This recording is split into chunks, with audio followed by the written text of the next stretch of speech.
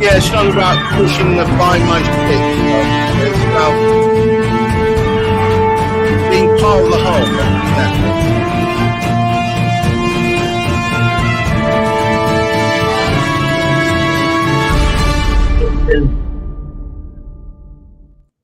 Willkommen, bienvenue, welcome once again. Isn't it? It is. And then, of course, with you puffing your vape everywhere, it's pointing out to everybody, of course, that's a vape. He would never smoke at work. David Chernick and myself, Gareth Wax, of the many purple hats, up to 7 now. What I wanted to point out is the reason why we talk, the reason why David and I spend time is because I think we hit each other up originally via networking. It was because of the intricate web of people who know us both, and that we were either introduced or became aware of each other, and we built our relationship based on that. But if it hadn't been for sensible networking of one sort or another, we might, under normal conditions, have never come across each other. Could have saved us. But joking aside, I think many people think that I don't have to spend time and effort on marketing or any effort on sales. All I've got to do is show up at a bunch of networking events, pass out my card, smile a lot, and eventually I'll just get business. Or rather, not eventually, immediately I'll get business. Mm-hmm. Without realizing there's humans in the mix, and humans take a little bit of, not convincing, but they want to see consistency in approach, and they want to see that you're the real deal, that you are who you say you are, and the only way of doing that is time. I don't think you get around the time factor of it. Well, I mean, time is a factor it is one of the dimensions in which we live our lives, right? So yes, well, arguably the fourth dimension. Well, it is the fourth dimension, but one of the 4 dimensions anyway. But it's time is a factor, but what you do in that time is obviously very, very important. You know, networking is about people. It's about mixing with a variety of people. And if you're networking for referral business, so basically to see how to get business out of it, you know, then you have to do it in a very particular way. Very few people, unless they're going to a trade show and they're a buyer, are going to go to a networking event to buy stuff. Right? Nobody turns up to, like, I do BNI. Yeah, I'm mad for it. And I know that you're not a big fan. And I know that BNI can split opinions sometimes, but I used to be a big fan, but I'm no longer as big a fan. Let's put it that way. Well, look, I mean, you have to be a giver for it to work. So, but anyway, people don't go and join a networking organization or do networking regularly because they're in the market to buy stuff. You know, right? I've rocked up at a networking event, at a conference, because I want to buy stuff. And at the end of the day, it's a trade show, and it is a place where buyers are going. So if you go to these places and you're trying to sell stuff, you're not speaking to an audience that is going to be receptive to that. You're going to come across as being a very salesy, pushy kind of person. Right. And as you just pointed out, with a lack of any kind of distinction, like human relationship with them. You know, they don't know you. They don't necessarily like you because they don't know you, and they certainly don't trust you because they've had no dealings with you. They've not seen you deal with anybody else. They've not learned how to like you yet, and they don't know you. So yeah, so what are they going to buy? They might buy a bunch of flowers if you're a florist, because there's not that much at stake with florist. But are they going to hand over the keys to their LinkedIn to someone like you if they don't know you? Are they going to, you know, follow my advice on sales? Well, they might do because it's such good advice. But you know, on the first meeting, you know, are they really going to do that? No, they're not. So you do get different types of people turning up to networking, and you get these people, you know, we can think of them perhaps as hunters, and they're the ones that go around and they want to shove, I think you just said it, didn't you, their business card in your hand. And I'll never forget that I went to one in London, and I got there, and this guy was literally wandering around, just literally shoving cards into people's hands. He said, "Hello, my name is this. Take my card." I remember, and I said I didn't want to take his card because I didn't know who he was, and he got really upset with me. I once got somebody very upset when they shoved a card in my hand, and I started using it as a toothpick. They do make great toothpicks. Can I bring out my prop? Go on, then. Let me get some music rolling. Okay, so I'm going to get some music. But this is just as I'm queuing up my tune. The people go around with the business cards, and they shove business cards in you, and it's kind of like, well, what are they expecting you to do with that business card? Do they really think, because they won't have had any experience of it, do they really think you're going to get back to the office and phone them up and go, "Yo, what was it you were trying to sell me? Because I really want to buy some." You know, so anyway, here we go, and put some music up here.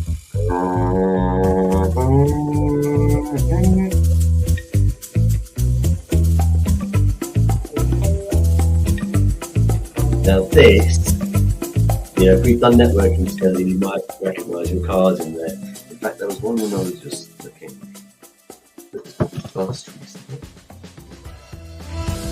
Anyway, this is a lot of business cards, right? I do a lot of networking, and these are all the people that would shove their cards in my face at these gigs. Okay, as it fades out. Now, what am I going to do with those? Really, what do you think I'm going to do with them? I used to pay one of my kids to data entry them, and then I'd add them to my marketing list. And of course, none of them are going to buy stuff off a bit of spam from them shoving a card in my face. So, you know, it does beg the question, what are we using cards for? But that's not why you're going to go to network. If you want to get referrals, you need to be able to go to networking events in order to try and make some connections with people, which is the beginning of investing in a relationship with them, right? Now, clearly, you probably have enough friends already. Yeah, so you don't go to networking to find more friends, although that is a side benefit if you are nice. There's an opportunity to make friends, but you're going there to try and make connections, particularly with people that you feel you can be of help to, and might be able to be of help to you in some dimension. Right. Yeah. Now at BNI, our approach uses the ubiquitous philosophy of the golden rule. Yeah, treat other people how you want to be treated. What goes around comes around. Karma. We call it giver's gain. Yeah, so we are motivated to give. So if you go to a networking event and you are motivated by, well, who can I actually help here? Yeah, what sort of help do people want from here? Yeah, if you go in with that kind of attitude, then you're going to be more likable. You know, people are going to want to perhaps get to know you a bit better, and they are not going to be so guarded because you won't be forcing your shit on them. So that's a good attitude, right? So if you are doing that, then you're going to be making those connections. But of course, they're not going to turn into anything unless you invest in the relationships. And that further investment means following up with them. It means taking actual time out to do something positive towards building that relationship, as opposed to just waiting for it to happen. I think a lot of people go to these things, they talk with all great intentions, but then just don't follow up. Don't follow up. And it's funny because I meet a lot of people through networking, and you hear words like, "Oh, we should follow up with each other." Now, if they don't follow, and almost none do, with the people. I mean, I tell you what I do. If I want to follow up with somebody, and this might be my ADHD brain working like a workaround I've developed over many years, is I know that I'm not going to get back to the office, and with the stack of cards that I've got there. Well, I'm going to go through these and I'm going to think, oh, right, so who is this guy? Silver, O2 Architecture. It doesn't even have his name on it. Kevin. Oh my God, a card without a person's name on it. I've had that before. Luke, What's the point of that? Dinesh. You know, I mean, I do know some of these people actually, but you know, I'm not going to go through and say, oh yeah, I'm going to follow up with that guy. I take my phone to these things. If there's something that's worth following up about, I put it in there and then. I make them wait there for the few seconds it takes for me to grab their details off their QR code from LinkedIn or wherever. Yeah, or they just tell me their name. Can you spell it right? Yeah, is that right? Is that your given name? Is that the name you're known by? Okay, and then you'll type your phone number and your email. Right, when are we going to follow up? Right now, it's a little bit of a pain in the neck to do that each time, but it has some positive effects. One is it limits how many people I'm going to be doing it with, and so that it's a more qualified person, Right. and it makes sure that follow up will happen. Yeah, both my sides, because I know it won't happen unless it's written down, and from their sides, right? So I can schedule a call. I can get on the blower at that time. That demonstrates that I'm a reliable person because it will be at that time. I can then switch them over to Zoom if I wanted to turn it into a sales meeting. Yeah, and we can crack on and see how we can help each other. But that's really how we can do that. You know, there are different types of role that you might play at a networking gig. You might be one of the people there. Sometimes you might be the person giving a talk or a presentation. Right. So, you know, if you do a good presentation, which is very, very unlikely because most of your presentations are diabolical and we know it, right? But if you can do a good one, which will set you in the 1% club, you know, a crowd of people will want to interact with you afterwards, right? And they'll want you to take their business card quite often, or they'll want to have a conversation. So there it can pay to get very efficient at collecting their contact details and setting up follow and qualifying and setting up your follow up with. Right. You know, if I've had a big gig, I'll tend to recruit somebody to help me at that point where after you've spoken, you get a crowd of people coming up to the stage wanting to interact with you to help. Oh, could you just like leave your details with John and then we'll follow up and then John will book it in or whatever, right? So we can do those things, but there's 2 points here, or 3 points. One, don't sell to the room because nobody is there to buy. 2, look for opportunities to connect with people who you feel you can help and that might be able to help you. And 3, figure out your follow-up strategy with them. Otherwise, nothing will happen as a result. I always try and give out information that will reassure people that am A, not trying to sell them anything, and B, that they somehow demonstrates some of my capability and makes me memorable. So I usually give out LinkedIn tips. That's how I try and make myself. Every meeting I go to, I say, I'll tell you what, does anybody want a quick LinkedIn tip? And I give one out. And all I'm trying to do by that, yeah, it's risible in some ways. You know, he's always giving out something silly LinkedIn tips. But I tell you what, it solidifies in people's mind that Gareth has got tips and tricks and ideas on how to do stuff. And then if they like my personality as well, which isn't always a given, but if they like that as well, and they hit any of the areas that I need, you know, they don't have time, but they want that kind of support, then theoretically the stars will align because they've had demonstration that I'm capable. They see me as a person they like, and they have a need. And if the 3 fits, then I'll get the referral. Where it doesn't work, and I did try this in the early days, I go up to people and say, "So, would you like me to work with you? Would you like to? Would you like that? Would you?" And your autism wouldn't have helped because you wouldn't have picked up the signal. No, they'd be shrinking into a corner, saying, "Don't hurt me." And you'd still be on them. Yeah, absolutely. Yeah. You haven't answered me. What do you want? Yeah, so yeah, it's I've learned to relax. I've learned to play the dance at a distance almost. And I think if you take that attitude, also, I think you can't measure the efficacy of any networking group, whether it be a BNI, whether it be circles, whether it be anything at all, until you've attended a good few times. That's often can be measured in 5-10 times. By that stage, you'll have worked out who is gravitating towards you mentally, and who's becoming an acquaintance. Who is people who are thinking on the same wavelength as you. There may well be people that don't. You don't like everybody. I do. But well, that's your obsession. But that that's down to daddy issues. But anyway, moving on. The truth of the matter is, it's a long-term referral goal rather than a short-term referral sale. And I think that's, if you get that in your mind, that it's a process of humans getting to know humans, I think you'll potentially prosper. It's when people go in there and after 3 sessions, well, nobody's bought my stuff. And I think referral networking for referrals is not sales, it is marketing. It is referral marketing.